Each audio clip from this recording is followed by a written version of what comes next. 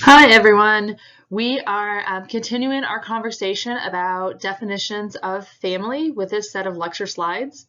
Hopefully at this point you have taken some time to do the previous exercise that was posted in this module, and you've had an opportunity to read through the chapter as well. In this set of lecture slides, we are going to be answering a couple of really important questions that are really going to inform our thinking throughout the remainder of this semester. So of course, the overarching question simply is, what is a family? But in order to do that, we're also going to take a look at some of the most common ways of defining families. Your book offers 3 specific types of definitions that I want to make sure everybody's familiar with by the end of this module. Once we've identified those definitions, we're also going to address some of the strengths and weaknesses of each one of these definitions. And importantly, we're also going to talk about some of the implications of these definitions. When I'm referring to implications, what I mean is, so what? What does it matter if we define a family in one way versus another way? What's the impact of that? Okay, that's what I mean by implications. So let's go ahead and get started and try to answer these 3 key questions. So if you have already done the reading, you know that there are really 3 different definitions that can be used to define a group as a family. We have structural definitions, functional definitions, and transactional definitions. Let's first take a look at structural definitions.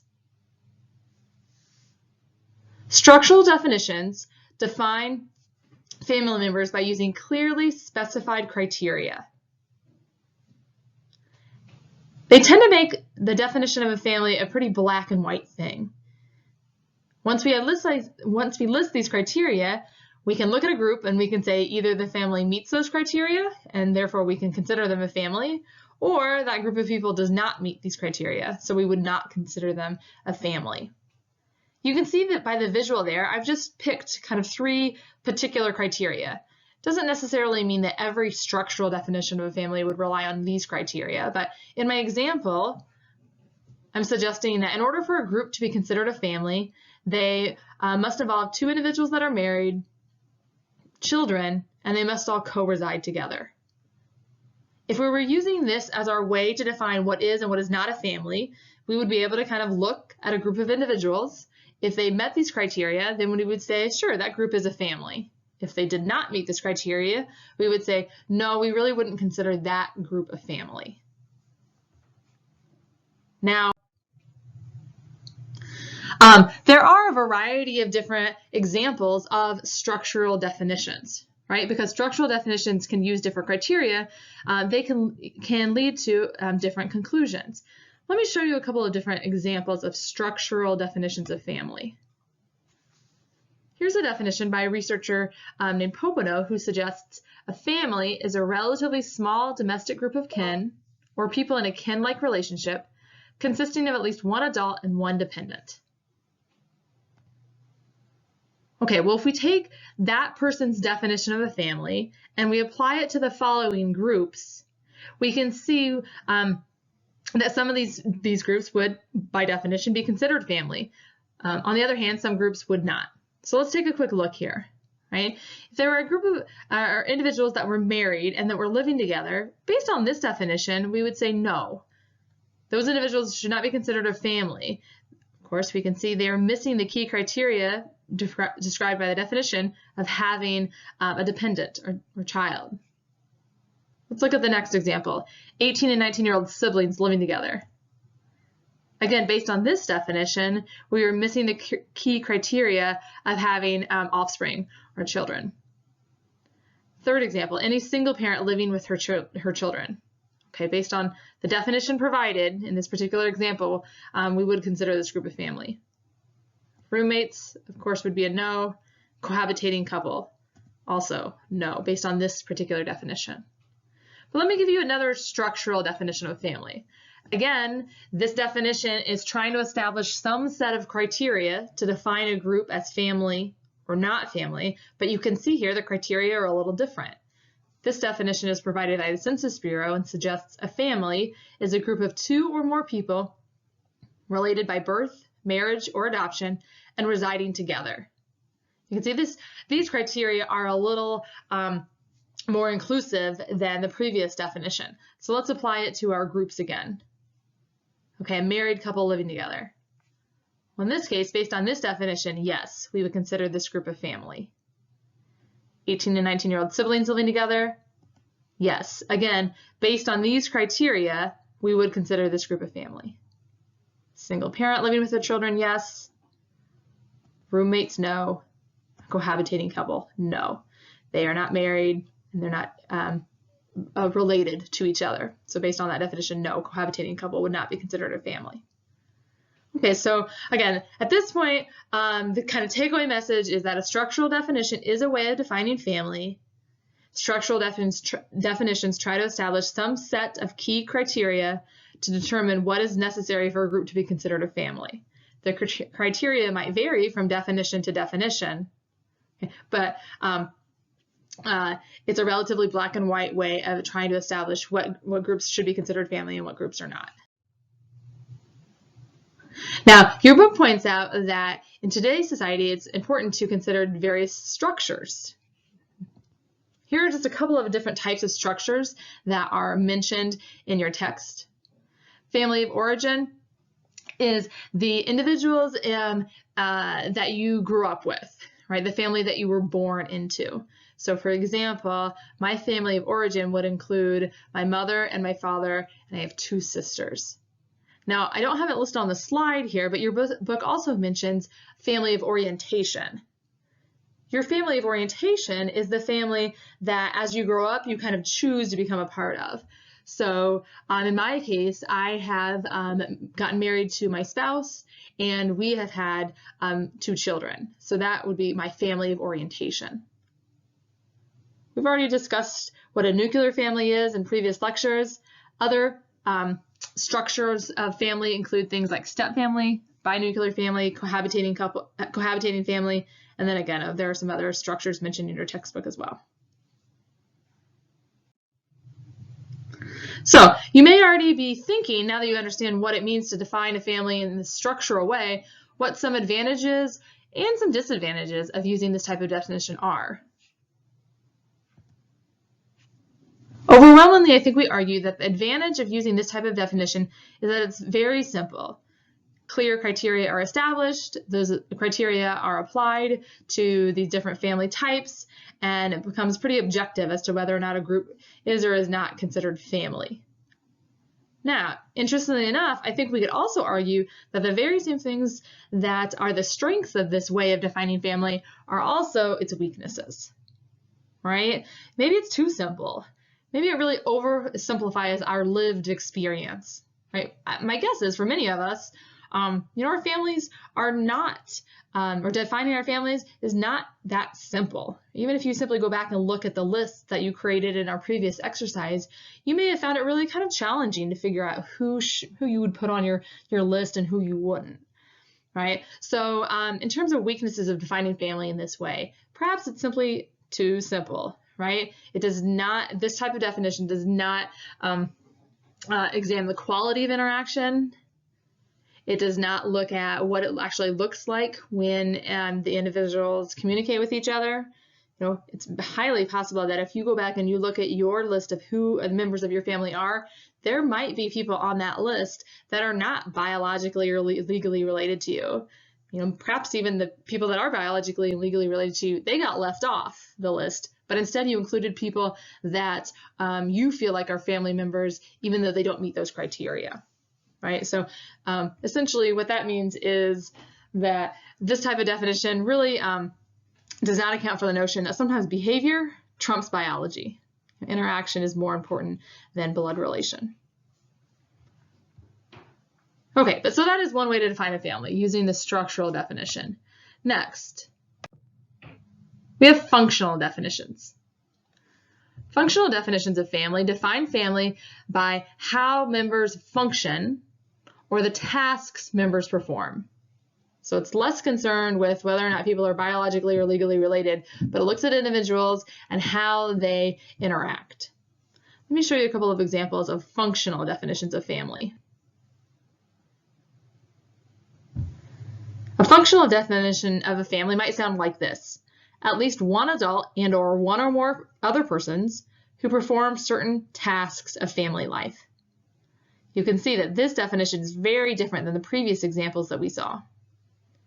Another example of a functional definition is family is a social unit that accepts the responsibility for the socialization and nurturance of children.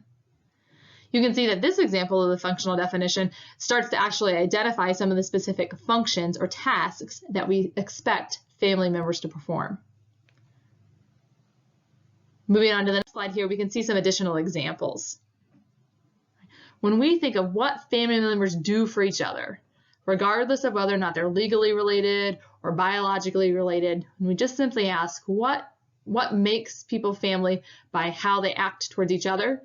These are some of the things we typically think of, right? Again, nurturing and socializing children, as well as things like providing emotional or financial support, providing education, religion, providing acceptance and companionship. If you think back to the activity that you did earlier, when you looked at the group of individuals from the Friends show versus the Simpsons show, my guess is any of you that defined the Friends group as family, even though those people aren't all biologically or legally related to each other, you were thinking about things like this. You probably argued that those individuals do provide support for one another, acceptance, companionship, nurturing, and those types of things. Okay, let's go on to our third definition of family, because what we'll find is the functional definition of family and the transactional definition of family really have very similar strengths and weaknesses. So let's get this third type of family defined before we actually look at what we like and don't like about defining families this way. Our third definition of family, this type of definition is called a transactional definition. Defining families this way involves focusing not so much on just what tasks get performed, but how those tasks are performed. Let me show you some examples. Our first transactional definition of family says, a family is a unit of interacting personalities. Wow, right? See how much more inclusive this type of definition is? Our second transactional definition of family says, a family is a group of intimates whose interaction generates a sense of home and group identity. Again, I hope you see just how much more inclusive defining family based on this is compared to some of our previous examples. You can debate whether that's a good thing or a bad thing, but I definitely want you to be able to see the difference.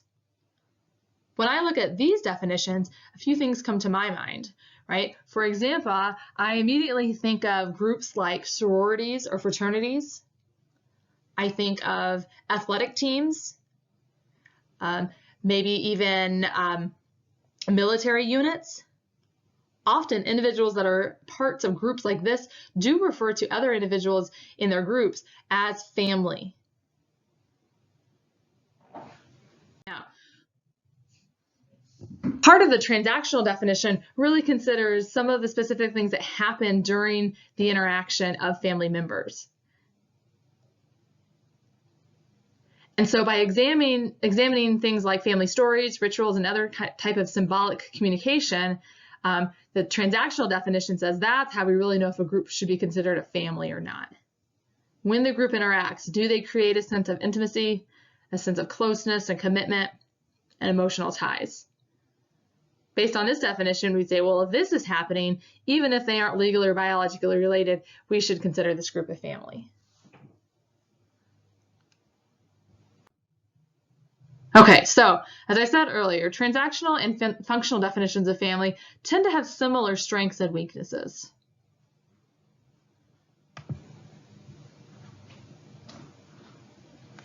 We might argue that some of the strengths of this type of definition is how flexible they are.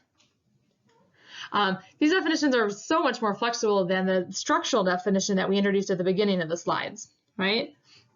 We can see that, especially with those transactional definitions, a unit of interacting personalities, that's quite flexible. That might really fit some of our personal and lived experiences in a way that the structural definitions simply don't.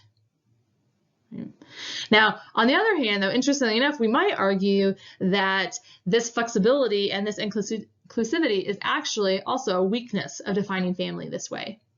Just imagine if you were working for the Census Bureau, or if you were part of a legal team representing a hospital or some other type of large bureaucracy, and you were tasked with formulating policies or implementing rules according to family members, it might be very challenging to determine who is family and who is not based on these kind of somewhat vague, flexible definitions of family. That might become quite problematic for trying to implement various policies. If you're part of that type of bureaucracy, it might be really important instead that the definition of who is considered family and who is not be kept very black and very white.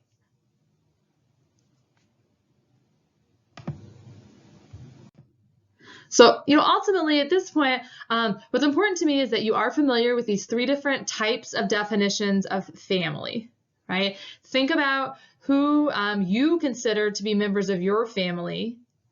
It's not so much that you have, I hear a lot of students say, well, I have a structural family or I have a transactional family. That's really not quite the right way to describe your family, but instead think of who your family is and then think of, how those different types of definitions would describe your family, or would consider your family members, would it match your definition or not? I don't really expect you to argue that one definition is necessarily better than the other. As we've pointed out, in some cases, it might be more important to use one way of defining family versus in other cases, it might be important to use another way of defining family. So I'm not really asking you to pick and choose which definition you like best, but I want you to be familiar with all of them. And I think it is important to think about the implications of each definition, right?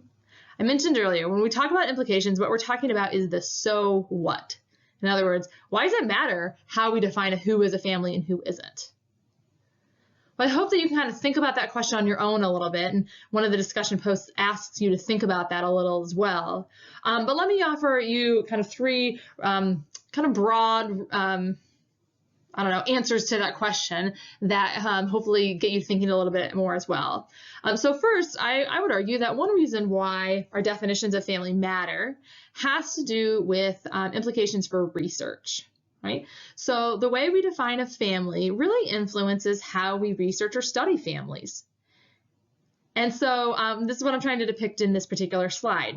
If we define families only as, let's say, nuclear families, families have to involve married individuals with offspring. Let's even say heterosexual married individuals with offspring. That's what a family is. So then when we study families, we only study groups that happen to fit that particular mold, and we come to conclusions about those groups, then it seems really problematic when we try to apply those conclusions to other types of groups that may not look the same.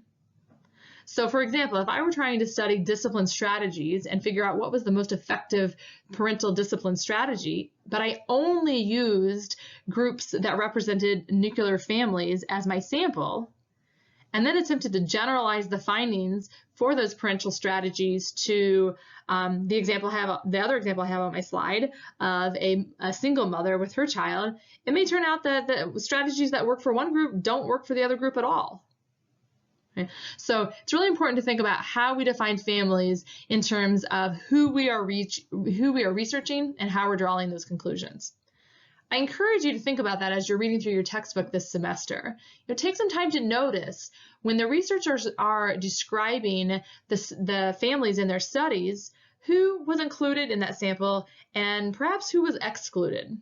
I think that's really important as we try to work through some of the conclusions drawn by those studies. Historically, of course, we know that most research on families, unfortunately, only looked at this traditional nuclear family. Most research historically did not consider these diverse types of families. They did not look at same-sex couples. They did not necessarily consider single-parent families or even families where there might be multi-generations living together. And that's important, and I'm happy to see that current research is examining more diverse family structures, but it's certainly something that we need to think about throughout. So how we define family absolutely has an impact on research. And And in addition to that, we need to think about some of the ways in which how we define family has implications for our legislation or our social policies. I have for you posted on the slide there. It's a little bit dated at this point, but hopefully it still really draws the point that I'm hoping to make. It's an example of a tax form comparing the benefits that families who are married receive versus couples that are not married. Now, in 2011, same-sex marriage was still illegal. And so what this is showing is the dramatic financial consequences associated for couples that were not legally allowed to be married. Right? So because at the time we did not define same-sex unions as legal marriages, those individuals were excluded from receiving the same benefits as heterosexual couples that were allowed to legally be married. That's a pretty powerful way to think about some of the implications or the so what associated with how we define family members. Simply because we defined one group as not being family, as not being able to be married, they were excluded from these financial benefits. Of course, there are a whole host of other consequences associated with that type of definition, but this is just one example, again, that hopefully gets you thinking about some of the potential implications regarding policy or the legislation that come from how we define families. Today, we can also see a lot of implications associated with our family definitions when it comes to issues of immigration, or we can look at issues regarding FERPA or HIPAA regulations, and a whole host of other arenas as well. Okay, so how we define family, it influences our research, it influences policy or legislation. And then finally here I have just kind of at a more everyday level, the way we define family can also have really kind of social implications, right? So what you think a family is, what those people that you interact with think a family is, really can have an impact on these daily interactions. So I'll just give you an example here. As I mentioned, am married. I do have children, but I was, I guess, I don't know, stereotypically a little bit older than you might expect when I had my first child. I've been married for many years before having my son. And I can tell you, there were years and years of people asking me, well, why don't you have kids yet? When are you going to have kids? And for us, it was a choice. We just simply weren't ready. We didn't want to have kids. But boy, did I feel like there was something wrong with my family unit, because my husband and I just were, married and living without children at that time. So people assume the family involves, if you're going to be married, you're going to have children. So people assume that something was kind of wrong with my family because I didn't have kids. Right, so that's kind of one example of what I'm thinking of. You may have experienced similar examples, right? Perhaps you have a family that involves same-sex parents, or that involves maybe like divorced parents that have ex-spouses, and frankly, in our language, we don't maybe have a great label for some of the people that you see as family members. Right? And so maybe you've been in situations where you simply don't know what to call that person, or maybe you've established a label for that person, and you call that person your a specific name, but you share that with a friend and they question you, or they don't know who you're referring to, right? So that would be another example where the way we define family has some implications. Maybe you've caught yourself saying something like, she's practically a sister. Perhaps you have someone in your life who is a stepsister or an adopted sister or something like that, right? And you have to kind of, use that type of language that implies in some ways she is less than, or she is different than what society would traditionally call your sister. And I'm noticing a typo there. Is he your real son? So I apologize for that apostrophe. But, anytime you're feeling like you're having to say those types of things and that your family does not meet the social definition of someone that you're interacting with, That's what I'm referring to here when I'm talking about some of the social implications of how we define a family. Okay, so at this point, well, I'm trying to keep lecture slides between 20 and 25 minutes, so I'm gonna cut it off here, but I hope that your next step is to maybe go back and review anything that was unclear from the readings, and also then to move forward and make sure you're working on your discussion posts and your future assignments. Okay, thank you.